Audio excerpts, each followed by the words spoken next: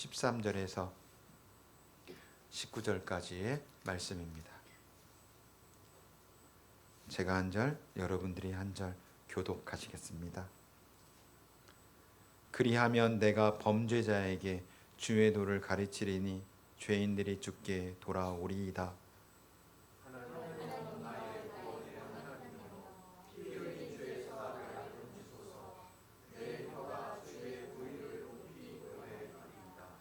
주여 내 입술을 열어 주소서. 내 입이 주를 찬송하며 전파하리이다.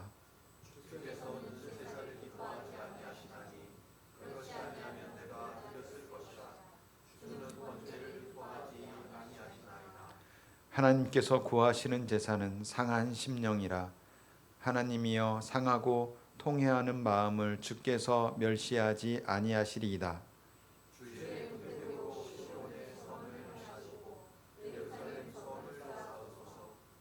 그때에 같이 읽겠습니다.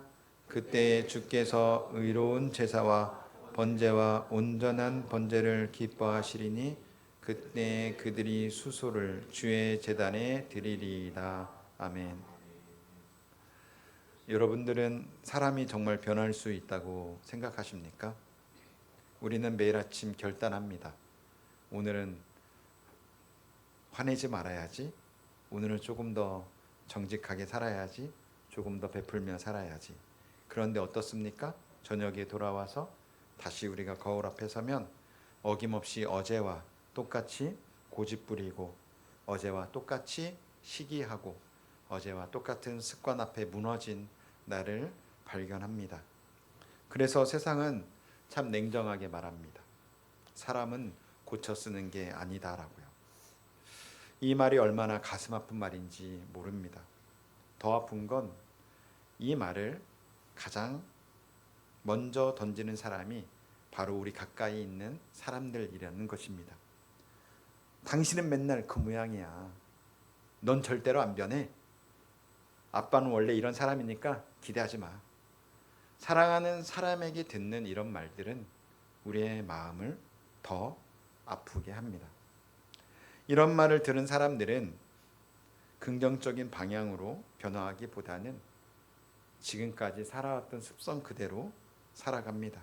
어차피 안 믿어줄 거, 어차피 인정받지 못할 거 자신을 바꾸어 보려고 하지 않습니다. 여러분, 영국 작가 스티븐슨이라는 작가가 쓴 소설 지킬 박사와 하이드에 대해서 들어보셨을 거예요. 뮤지컬로 유명한데 뮤지컬을 보신 분들도 계실 것입니다. 주인공인 지킬 박사는 훌륭한 의사였어요. 법 없이도 살 수 있다는 소리를 듣는 존경받는 사람이었어요. 그런데 이렇게 훌륭한 의사 선생님이었던 지킬 박사의 마음 한구석에도 남모르는 나쁜 생각들이 있었어요. 욕심도 있었고 미운 감정도 있고 그런 악한 마음이 훌륭한 의사 선생님 마음 한편에 늘 꿈틀거렸어요. 지킬 박사는 그래서 이렇게 생각합니다. 이런 나의 마음을 어떻게 통제할 수 있을까? 없을까? 내 안에 나쁜 마음만 쏙 뽑아내서 따로 관리할 수 없을까? 어때요? 우리 안에 나쁜 마음만 쏙 빼내서 따로 관리한다면 좋은 마음만 낳겠죠? 어떻게 보면 참 천재적인 발상이었죠. 그럴듯한 생각이기도 하고요. 그래서 이 지킬 박사는 약을 만들어요. 성공한 것 같았어요. 자신이 만든 약이 완성될 때 지킬 박사는 이런 노래를 불러요. 가사는 이렇습니다. 지금 이 순간, 지금 여기 간절히 바라고 원했던 이 순간, 나만의 꿈이, 나만의 소원 이루어질지 몰라. 여기 바로 오늘, 지금 이 순간, 지금 여기. 말로는 뭐라 할 수 없는 이 순간. 참아온 나날, 힘겼던 날 다 사라져간다 연기처럼 멀리. 지금 이 순간 마법처럼 들어보셨을 거예요. 어떻게 보면 참 멋진 가사로 들리는데 뮤지컬 배우들이 부르는 이 노래를 또 들어보면은 막 가슴이 웅장해지는 것 같아요. 그런데 여러분, 이 기사를 다시 한번 뜯어보면 여기에는 그 지킬 박사의 무서운 교만이 숨어 있는 거예요. 내 확신, 나의 노력, 나의 지식으로 나의 운명을 바꾸어 보겠다. 내 힘으로 나를 바꾸고 내 힘으로 나를 고치겠다는 선언이 이 노래 가운데 이 지킬 박사의 행동에 숨어 있는 것입니다. 하나님 없는 사람들의 생각으로는 매우 그럴듯한 가사로 들리는 노래예요. 그러나 이 노래는 노랫말처럼 그저 마법 같은 환상일 뿐인 것입니다. 지킬 박사의 결과가 어떻게 되냐면요, 지킬 박사는 자기가 만든 약을 마시고 괴물 하이드로 변합니다. 처음에는 통제가 되는 것 같았어요. 그런데 시간이 갈수록 이 괴물로 변한 하이드가 점점 더 힘이 세지는 거예요. 결국 지킬 박사는 괴물 하이드를 통제하지 못하고 스스로 파멸에 이르게 됩니다. 이게 우리 인간의 한계인 것입니다. 내 의지만 있으면 내 노력으로 죄의 사슬을 벗어 던질 것 같지만 우리는 우리 안에 괴물 하이드를 스스로 이길 힘이 없습니다. 오늘 시편 저자인 다윗도 지킬 박사와 같이 내면의 괴물인 하이드의 그 조정을 받고 있던 사람이었어요. 간음하고 거짓말하고 자신의 충직된 부하를 살인까지 저지른 이 괴물 같은 하이드의 본성이 이 다윗에게도 있었던 것입니다. 하지만 다윗은 지킬 박사와는 다른 길을 걷습니다. 지킬 박사는 이렇게 외쳤습니다. 당신이 신이 나를 버려도 상관없다. 그런데 다윗은 아니었어요. 하나님 앞에 엎드렸습니다. 그리고 이렇게 기도합니다. 하나님, 저를 수리해서 쓰지 마세요. 저는 고쳐 쓸 수 있는 존재가 아닙니다. 저를 아예 새롭게 창조해 주세요. 저를 하나님 앞에서 쫓아내지 마세요라고 다윗은 하나님 앞에 이렇게 고백합니다. 한 사람은 나를 버려도 괜찮다면서 자기 자신의 힘을 믿고 실험을 계속했습니다. 그러나 다른 한 사람은 나를 버리지 말아달라고 하나님께 매달렸습니다. 시편 51편 10절 말씀을 오늘 본문은 아니지만 지난 본문이지만 함께 읽어보도록 하겠습니다. 같이 읽겠습니다. 시작.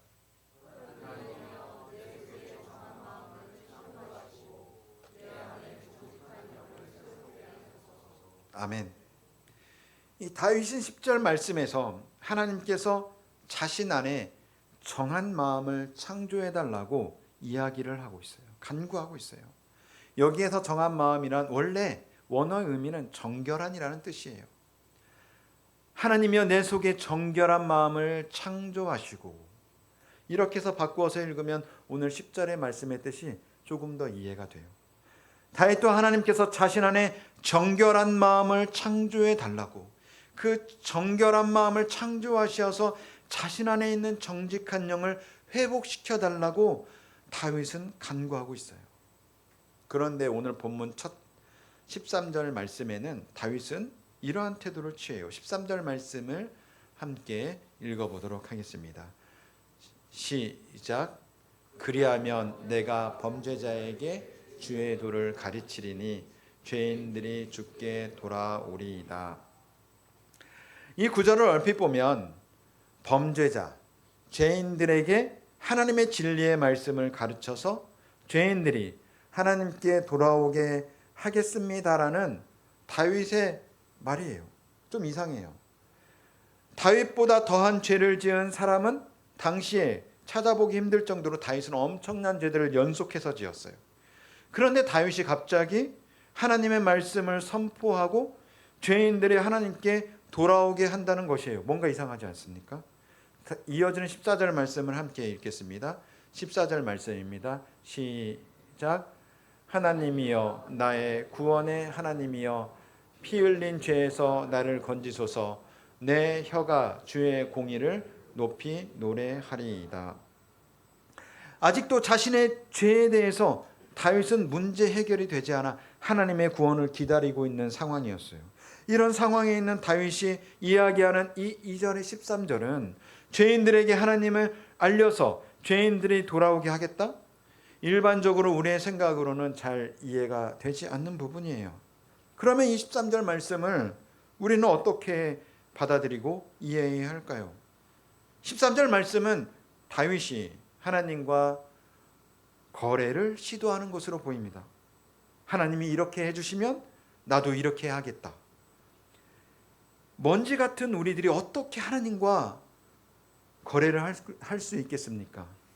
그럴 수 없습니다. 13절 말씀은 그래서 다윗이 지금까지 신실하게 인도하셨던 하나님 앞에 자신의 비참한 상황을 올려놓고 말씀에서 약속하신 것처럼 자신을 구원해 달라는 간절한 호소라고 우리는 이해할 수 있는 것입니다. 다윗의 이 현재 상황을 조금 쉬운 말로 바꾸어 보면, 하나님, 저라는 인간은 정말 변하지 않습니다.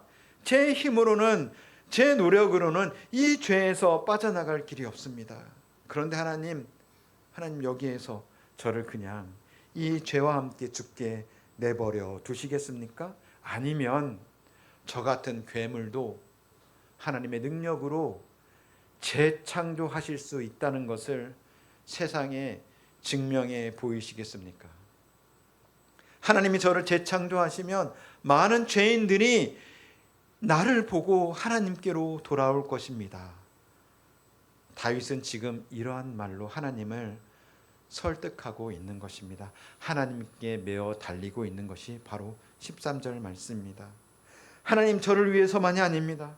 하나님은 언약의 하나님이심을 저를 새롭게 재창조함으로 보여주십시오. 제가 이대로 무너지면 세상 죄인들이 저와 하나님을 뭐라고 하겠습니까? 세상 사람들은 하나님의 사람인 다윗도 끔찍한 죄로 저렇게 끝이 나는구나, 우리 인간에게는 정말 소망이 없다 하면서 절망하지 않겠습니까? 라는 다윗의 그 절규인 것입니다. 하나님, 당신의 약속처럼 제발 저를 재창조하심으로 하나님의 은혜와 사랑이 얼마나 위대한지 저를 통해 보여주세요. 라는 어떻게 보면 말도 안 되는 억지를, 사실은 땡깡을 하나님께 부리고 있는 것입니다. 다윗은 이 하나님의 긍휼하심에, 언약을 지키시는 하나님의 신실하심에 자신의 상황을 올려놓고 하나님 앞에 엎드린 것입니다. 다윗은 하나님 앞에 엎드리는 것 외에 방법이 없는 것을 알고 하나님 앞에 이렇게 대범하게 기도하고 있는 것입니다.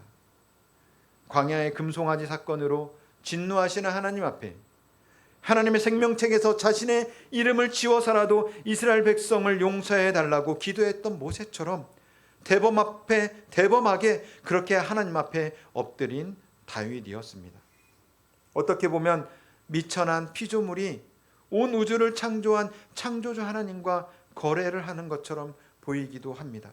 그런데 여러분, 다윗의 상황이 얼마나 절실하면 이렇게 기도했을까요? 너무 끔찍한 죄를 지은 자신에게 하나님 앞에서 어떠한 공로도 어떠한 의도 내세울 게 없는 다윗은 오직 하나님의 영광을 위해 자신을 하나님이 창조하실 때처럼 재창조해달라고 간구하고 있는 것입니다. 그렇게 재창조된 자신을 보고 죄인들이 하나님의 영광을 볼 것이라고 하나님 앞에 간구하는 것입니다. 예수님께서 십자가에 달리셨을 때 양쪽에 강도 2명이 함께 달렸습니다. 한 강도는 예수님을 조롱했지만 다른 한 강도는 달랐습니다. 예수여, 당신의 나라에 임할 때 나를 기억하소서. 평생을 도둑질하며 살았던 죄인들입니다. 지금 십자가에 달려 심판을 받고 있습니다. 사람들에게 강도로 낙인이 찍혔습니다. 이제 하나님이 주신 생명이 얼마 남지 않은 상황이었습니다. 그런데 이 강도가 숨이 끊어지기 직전에 예수님께 이렇게 말하는 것입니다. 예수여, 당신의 나라에 임하실 때 나를 기억하소서. 여러분, 이게 무슨 말입니까? 이 강도는 자기가 내세울 것이 아무것도 없다는 것을 알았습니다. 평생 죄만 짓고 살았습니다. 회개할 시간도 없었어요. 이제 생명이 얼마 남지 않았기 때문이에요. 선을 행할 시간과 기회도 이제는 없습니다. 구원받은 강도가 할 수 있었던 것은 예수여, 나를 기억해 주십시오, 이 말밖에 없었습니다. 예수님은 기억해 달라는 강도를 보고 이렇게 말씀하십니다. 내가 진실로 내게 이르노니 오늘 내가 나와 함께 낙원에 있으리라. 즉시 말씀하셨습니다. 망설이지 않았습니다. 예수님은 어떤 조건을 달지 않았어요. 네가 이만큼 회개하고 이만큼 선행을 하면 내가 너를 낙원에 함께 가겠다라고 하지 않았어요. 바로 그 자리에서 그냥 구원을 선언하셨습니다. 다윗도 구원받은 강도와 같은 상황에서 하나님께 엎드려 자신을 재창조해달라고, 나의 영광을 위함이 아닌 하나님의 영광을 위해 그렇게 해달라고 간구하고 있는 것입니다. 우리의 삶의 자리도 다윗과 구원받은 강도와 비슷한 상황이 있습니다. 하나님, 나 같은 죄인도 구원받을 수 있나요? 우리가 죄인임을 하나님께 고백하는 순간 하나님은 우리에게 오늘 내가 나와 함께 낙원에 있으리라 라고 말씀하시는 것입니다. 다윗은 여기에서 한 걸음 더 나아갔어요. 왜냐하면 모든 백성들이 보고 있는 왕이었기 때문입니다. 하나님, 이 죄인을 끔찍한 죄로부터 정결하게 해달라고 간구합니다. 그것이 바로 하나님의 사랑과 공의를 세상에 보이는 것이라고 하면서 말입니다. 나 같은 이런 죄인도 포기하지 않으시는 하나님이심을 세상에 알게 해달라는 기도입니다. 13절 말씀을 다시 한번 읽어보도록 하겠습니다. 시작. 그리하면 내가 범죄자에게 주의 도를 가르치리니 죄인들이 주께 돌아오리이다. 아멘. 하나님은 나 같은 중한 죄인도 구원하시는 하나님이십니다. 여러분들도 하나님께 나오십시오. 여러분들도 하나님 앞에 엎드려 회개하십시오. 하나님께서 구원해 주실 것입니다. 이렇게 간구하는 다윗의 기도가 바로 13절 말씀입니다. 여러분 앞에 서 있는 이 저도 얼마나 큰 죄인이었습니까? 국가보안법이라는 무시무시한 죄를 범한 사람입니다. 저 같은 죄인도 하나님께서 재창조하시면 이렇게 목사로 들어서 이 귀한 사역에 하나님께서 동참하게 해주시는 것입니다. 거룩한 세마포교회 성도 여러분, 우리가 오늘을 살아내야 하는 이유가 여기에 있습니다. 우리가 대단한 의인이기 때문에 오늘을 살아내는 것이 아닙니다. 사람은 변하지 않는다는 세상의 관점을 하나님이 재창조하시면 바뀔 수 있다는 하나님의 능력을 오늘 살아내는 우리를 통해서 세상이 보는 것이기 때문입니다. 이미 많은 신앙의 선배들을 통해서 이 하나님의 재창조의 능력을 우리는 보았습니다. 나는 할 수 없다는 절망, 너 같은 죄인이 할 수 있겠어라는 사탄의 고발. 그러나 성령 하나님께서 우리 안에 계셔서 우리를 위해서 말할 수 없는 탄식으로 우리를 위하여 친히 간구하고 계십니다. 오늘 본문 17절 말씀입니다. 함께 읽겠습니다. 17절 말씀 시작. 하나님께서 구하시는 제사는 상한 심령이라. 하나님이여 상하고 통회하는 마음을 주께서 멸시하지 아니하시리이다. 아멘. 다윗은 하나님께서 구하시는 것이 무엇인지 이제 깨달았습니다. 오늘 이 시편 51편에서는 하나님의 응답은 없어요. 하나님의 그 침묵 속에서 다윗이 깨달은 것은 하나님은 거룩하고 구별된 제물도 아니고 흠 없는 제물도 아닌 우리에게 무엇을? 상한 심령을 원하신다는 것을 이 17절 말씀에 와서 비로소 다윗은 깨닫습니다. 여러분이 상한 심령, 상한 마음이 왜 하나님 앞에 최고의 죄물이 되는 것일까요? 하나님은 우리를 창조하신 창조주 하나님이십니다. 우리의 아버지 되는 하나님 아버지이십니다. 세상에 어떤 부모가 자식이 잘나고 똑똑해야만 사랑합니까? 자식이 어떤 상황에 처해 있든지 사랑하는 것이 부모의 마음 아닙니까? 다윗은 하나님 아버지의 그 아버지 마음에 자신의 상황을 올려놓습니다. 아버지의 유산을 미리 상속받아서 타국으로 떠났던 탕자가 거지 꼴로 돌아왔을 때 아버지는 아들의 반성문을 요구하지 않았습니다. 누가복음 15장 20절 말씀입니다.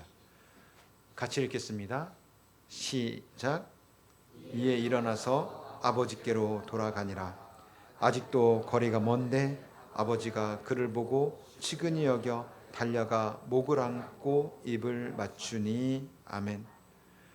아버지는 아들의 입에서 어떤 말이 나오기도 전에 저 멀리 보이는 아들의 무너진 행색을 보는 순간 이미 그 마음이 무너져 내렸습니다.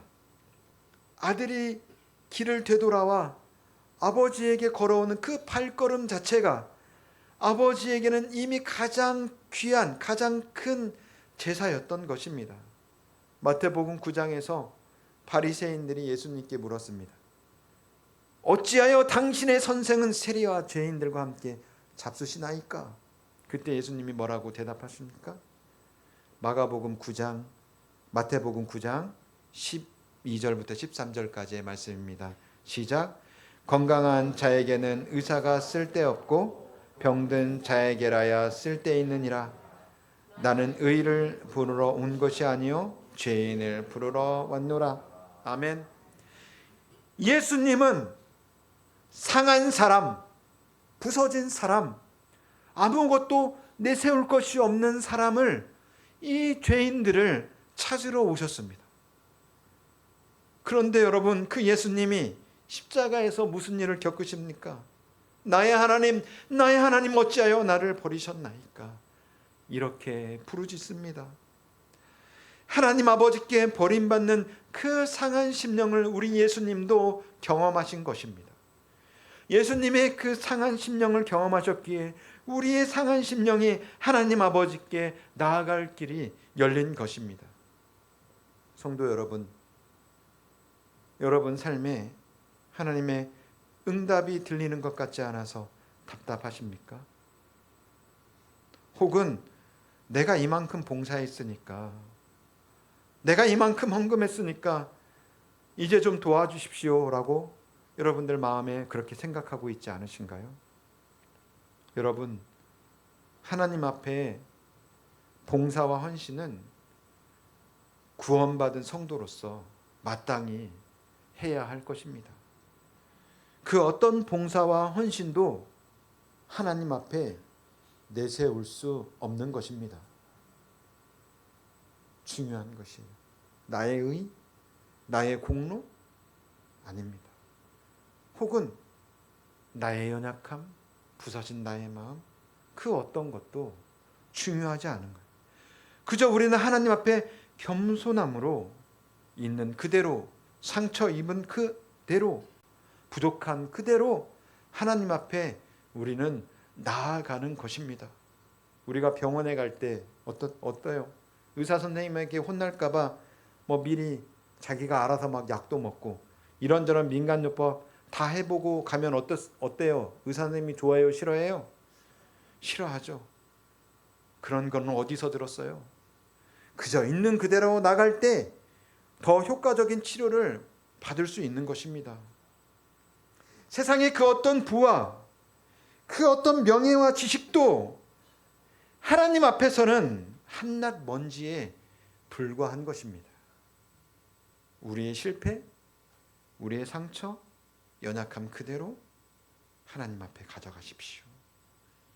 하나님 아버지는 우리의 엄청나게 화려한 재물이 아니라 우리의 상한 심령을 기다리고 계십니다. 본문 18절 말씀을 함께 읽겠습니다. 시작. 주의 은택으로 선 예루살렘 성을 쌓으소서. 아멘. 이 본문의 마지막에 다윗은 이 예루살렘 성을 언급하고 있어요. 지금까지는 자신을 용서해 달라고, 재창조해 달라고 기도했는데 예루살렘 성을 이야기합니다. 다윗은 자신의 죄가 자신만의 문제가 아닌 것을 알았어요. 다윗은 이스라엘의 왕이었죠. 리더가 무너지면 그 영향력 아래에 있는 모든 사람이 함께 무너질 수 있는 것입니다. 그래서 다윗은 이 시편 51편 마지막에 개인의 회복에서 이 공동체의 회복을 간구하고 있는 것입니다. 하나님, 저 때문에 무너진 이 나라를 다시 세워 주십시오. 예루살렘의 성벽을 다시 쌓아 주십시오. 고대의 성벽은 어떤 존재입니까? 생명줄이었어요. 이 백성의 안전을 위해서 꼭 필요한 것이었습니다. 이 성벽이 무너지는 순간 적들에게 약탈당하고 파괴당합니다. 포로로 끌려가기까지 합니다. 다윗은 지금 영적인 예루살렘 성벽을 보고 있어요. 자신의 죄 때문에 무너진 영적인 방어선을 다시 세워달라고 하나님 앞에 기도하고 있는 것입니다. 실제로 이스라엘 백성들은 바벨론 포로에서 돌아오자마자 무엇을 합니까? 최우선 사업으로 성벽을 재건합니다. 느헤미야를 중심으로 무너진 지 오래되어 잡초만 무성하고 돌무더기만 남아있던 그 성벽을 재건합니다. 말이 성벽 재건이지 성벽을 다시 쌓는 것이 매우 어려운 일이에요. 포로에서 돌아와서 그들이 가지고 있는 것은 없었어요. 황폐되어 있던 곳, 그곳에 성벽을 쌓는 일은 너무나도 어려운 일이었어요. 느헤미야 3장에 보면 이 성벽을 누가 어떻게 어느 구역을 맡아서 쌓았는지 그 내용을 자세하게 기록하고 있습니다. 한 사람 한 사람, 한 가정 한 가정, 자기가 맡은 구역을 책임지고 한 사람 한 사람, 한 가정 한 가정 자신이 맡은 구역을 책임지고 성벽을 쌓아 올렸습니다. 힘든 일이었어요. 적들이 방해하고 조롱했어요. 그런데도 하나님의 은혜로 성벽을 완성합니다. 어떻게 가능했는지 느헤미야 4장 6절 말씀 함께 읽겠습니다. 시작.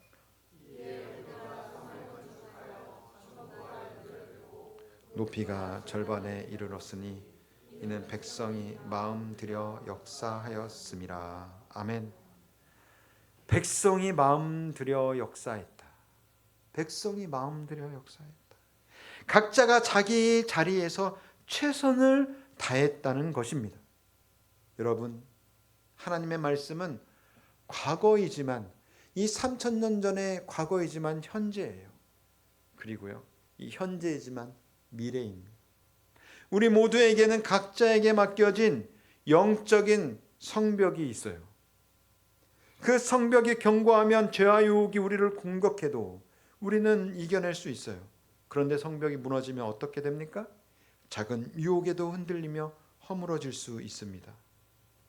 처음에는 작은 거짓말, 그 다음에는 조금 더 큰 거짓말, 나중에는 습관이 되어버립니다.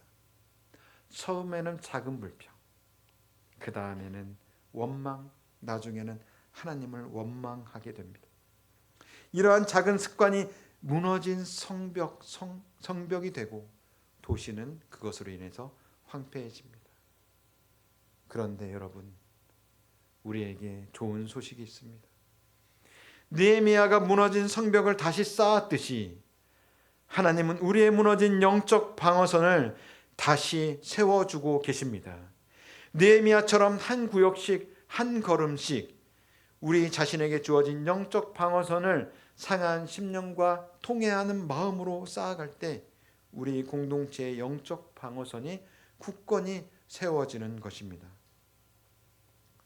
여러분, 오늘 우리의 영적 성벽은 어떤 상태입니까?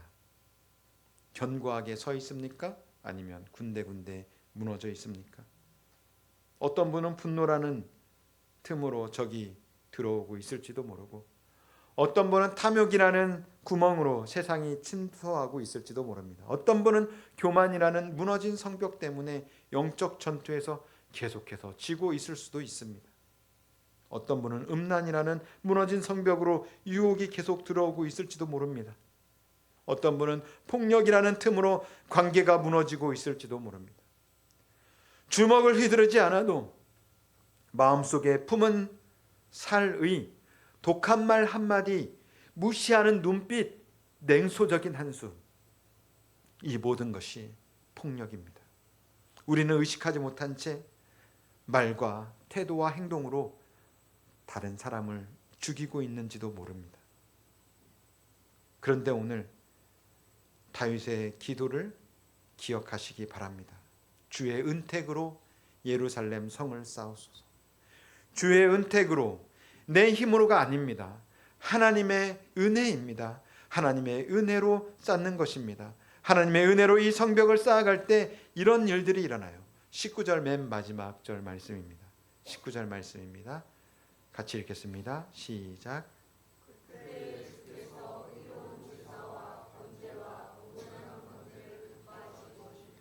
그때 그들이 수송아지를 주의 제단에 드리리이다.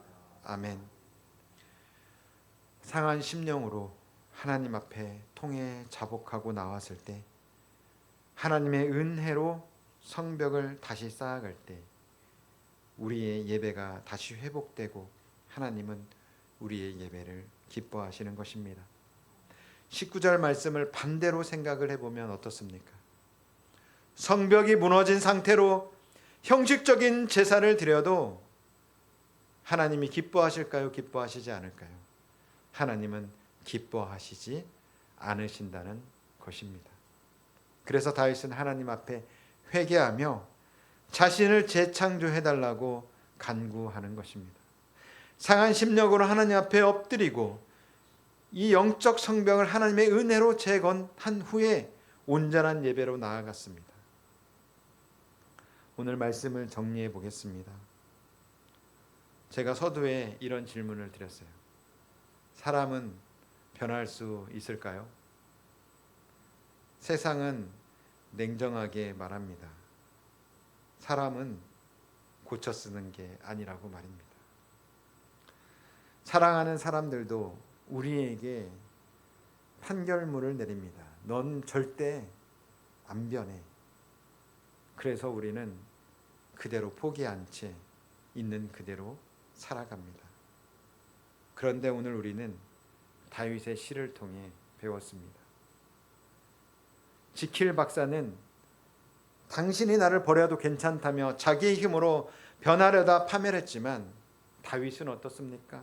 주님, 나를 버리지 마옵소서라며 하나님께 매달렸고 하나님은 그를 재창조하셨습니다.